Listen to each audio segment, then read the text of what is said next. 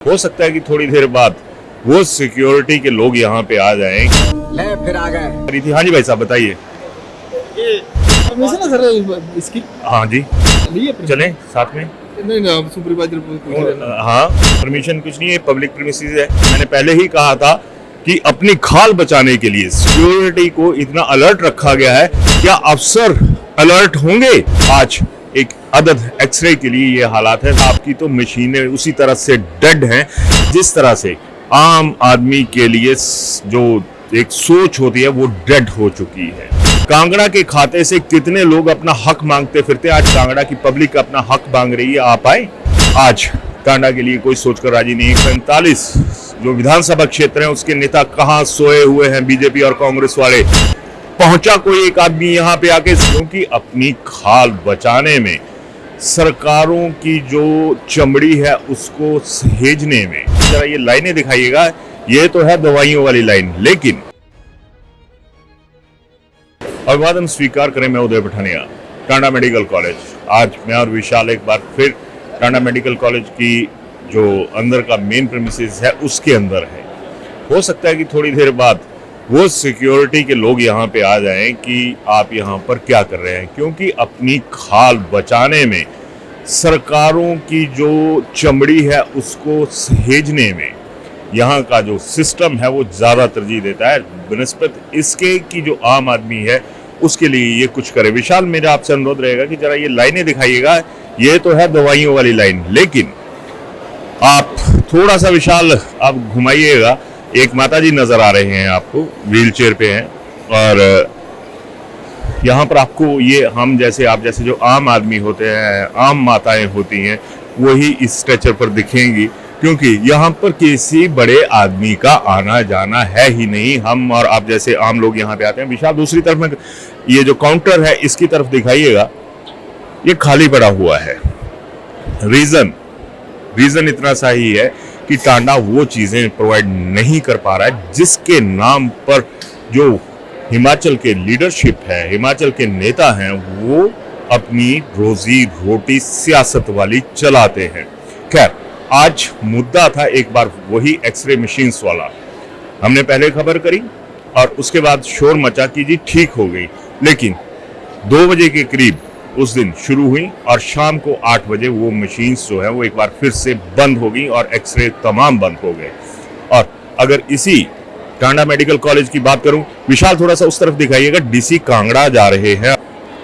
मैंने पहले कहा था कोई खास नहीं आएगा, लेकिन डीसी साहब आ गए, उनके सिक्योरिटी अफसर भी साथ में चले हुए हैं और उम्मीद तो सबकी यहीं पे होती है।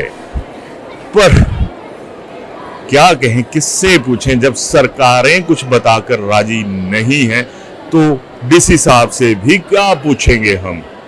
और खैर, मैं बात कर रहा था एक्सरे की। जो कांगड़ा यहाँ टांडा मेडिकल कॉलेज की एवरेज है वो 800 से 900 24 घंटे में एक्सरे हुआ करते थे टोटल फ्री ऑफ कॉस्ट, लेकिन आज बाहर हो रहे हैं और 300 रुपया ऑन एन एवरेज पर स्क्रीन या पर एक्सरे जो है वो वसूला जा रहा है।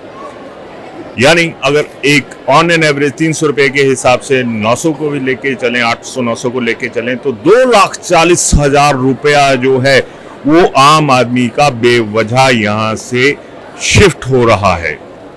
और जब 2,40,000 रुपया अगर एक आम आदमी का यहाँ से निकल रहा है तो फिर सरकारें किस मुंह से जनता के दरबार में जाके अपनी शक्ल दिखाएंगी। सबसे बड़ी बात यह भी है। और आज टांडा के लिए कोई सोचकर राजी नहीं। कहा जाता है कि ये इतने इसको फीड करता है, उतने इसको फीड करता है। हकीकत ये है कि लगभग जो 8-9 डिस्ट्रिक्ट है उनको कवर करता है और अप्रॉक्सीमेटली 45 कंस्टिट्यूएंसीज में ये सर्विसेज देता है। और अब सवाल आ जाता है कि 45 जो विधानसभा क्षेत्र है उसके नेता कहां सोए हुए हैं बीजेपी और कांग्रेस वाले।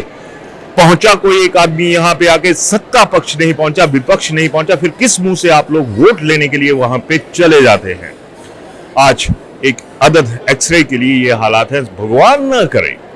और मेरी आपसे भी गुजारिश रहेगी कि दुर्घटनाओं से बचें। और इसकी भी एक वजह है, क्योंकि जब कोई मास बेस्ड कैजुअलिटी होती है तो तमाम लोड जो है वो टांडा को शिफ्ट कर दिया जाता है। तब यहाँ पर एक्सरे बंद होंगे तो जो घायल होंगे और मल्टी फ्रैक्चर होंगे उनको कहाँ दिखाएंगे जाके? है कुछ एक आपातकालीन जिसे कह सकते हैं कि एक आपातकालीन प्रबंधन, वो कहाँ पे है? आपकी तो मशीनें उसी तरह से डेड हैं जिस तरह से आम आदमी के लिए जो एक सोच होती है वो डेड हो चुकी है। तो जब ये तमाम चीजें होती हैं, अंदर एक्सरे मशीन्स पे एक बार नजर डाल लीजिए, तमाम बंद पड़ी हुई हैं, कहीं पे कुछ ऐसा होता हुआ नजर नहीं आ रहा जिससे ये लगे कि ये सारी चीजें हो रही हैं। अब फिर लोगों के आरोप ये सही नहीं है कि क्या कोई गठबंधन है? जब आपसे एक अदद मशीनें जो है वो नहीं खरीदी जा रही, चीख चीख के मर गया है यहाँ का जो स्टाफ है, यहाँ के जो अधिकारी हैं कि भैया हमारी मदद कीजिए। अब आप लोग मदद नहीं करेंगे टांडा की तो ये लोग कैसे किसी को सर्व कर पाएंगे? यहाँ पर दवाइयों के लिए लाइनें लगी हुई हैं, ओपीडी में चली हुई हैं, लेकिन बात वही आ गई कि कभी मैं उसी चीज पे आऊंगा कि कभी किसी ने ये देखा कि इस लाइन में आपको कोई बड़ा आदमी दिखा हो?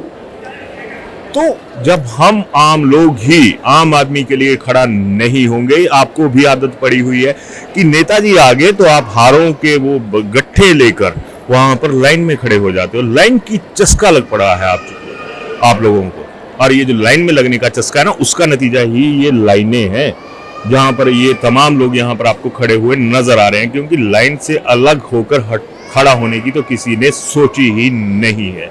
रहिए लाइनों में आप लोग, क्योंकि जब ये तमाम चीजें होती हैं, जब आपका फेलियर होता है तो कहीं ना कहीं हम और आप लोग भी जिम्मेदार होते हैं। सरकारों को कोसने से, नेताओं को कोसने से कुछ नहीं होता, ये भी सच्चाई है। क्योंकि अगर थोड़ी सी कहीं पे एक दया भाव भी होता ना आम आदमी के लिए, तो जो तमाम 45 कॉन्स्टिट्यूंसीज 45 विधानसभा क्षेत्रों की बात कर रहा हूं, वो लोग यहाँ पे आते। लेकिन 4 और 5 को भी अलग करते हैं, 4-5 विधायक भी यहाँ पे नजर नहीं आते हैं। कहाँ है बीजेपी? विपक्ष में हो आप लोग, आए आवाज उठाने, क्योंकि यहाँ पर आपको वोट बैंक की कोई उम्मीद नहीं है।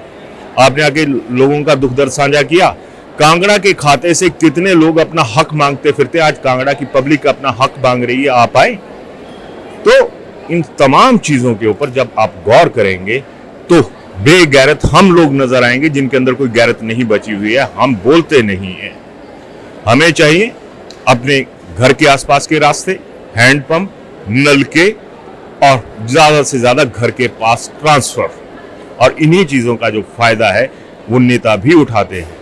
और जब बोलेंगे नहीं तो ये लोग तोल के रख देंगे, और जब तोलेंगे कम निकले तब भी नहीं बचेंगे, और ज्यादा निकले तब तो बचने के आसार ही नहीं है। तो वजन आपको बताना होगा। ये टांडा के हालात हैं, आपके सामने तमाम रखे गए। इस वक्त हम बीच में खड़े हैं, लोगों को आने जाने में समस्या भी हो रही है। तो जब ये चीजें हैं, सोचिएगा कि आप लोग कोसने के लायक ही हैं अगर कहा जाए, क्योंकि एक कोस आपके लिए कोई चल के राजी नहीं है, और जब ये ऐसी चीजें होंगी तो आप बेसहारा ही रहेंगे। आ गया, मैंने पहले बात करी थी। हाँ जी भाई साहब बताइए। परमिशन है सर इसकी? हाँ जी, नहीं है, चलें साथ में। नहीं ना, सुपरवाइजर पूछ रहे हैं। हाँ, परमिशन कुछ नहीं है, पब्लिक प्रीमिसेस है। नहीं वो तो ठीक है, लेकिन अब परमिशन चाहिए होती है। मैं पब्लिक इंटरेस्ट में यहाँ पे आया हूँ, दूसरा कोई परमिशन की बात नहीं है। अगर है तो मैं चलता हूँ साथ में, उनसे बात कर लेता हूँ। अब मैं बाहर खड़ा हूँ, मौका वारदात पे बात हो जाए तो ज्यादा बढ़िया रहेगा। मैंने पहले ही कहा था कि अपनी खाल बचाने के लिए सिक्योरिटी को इतना अलर्ट रखा गया है। क्या अफसर अलर्ट होंगे कि यहाँ पर आम आदमी थोड़ा सा घुमा के दिखाइएगा कि इन लोगों की चिंताओं को, इन लोगों की समस्याओं को हल करने के लिए इतने अलर्ट कभी नजर आते हैं? मैंने पहले भी कहा कि कांगड़ा में कोई कैजुअलिटी ना हो, आप ये दुआ कीजिए। अगर कहीं कोई बड़ी दुर्घटना होती है तो ये टांडा पिटा हुआ साबित होगा, लोगों की जानें जाएंगी। लेकिन जिस तरह से एक बड़े आदमी के साथ पीएसओ चले होते हैं, सिक्योरिटी अफसर्स चले होते हैं, तो अगर छवि बनानी है ना तो यहां पर आकर बनाइए, यहां पर आकर अपने सवाल उठाइए। चेक मत रखिए, चेक रखना है मीडिया पे भी रखिए, ठीक है। कहीं पे गलत होंगे माफी मांगेंगे। अगर कहीं पे ये गलत हुए तो क्या किसी में दम है, किसी नेता में इतना दम है कि वो आकर यहां पे ये कहे कि नहीं, ये जो हो रहा है वो सही हो रहा है? तो ये चीजें देख ली। अब खैर बाकी देखते हैं क्या होता है। अपनी राय जरूर दीजिएगा। धन्यवाद।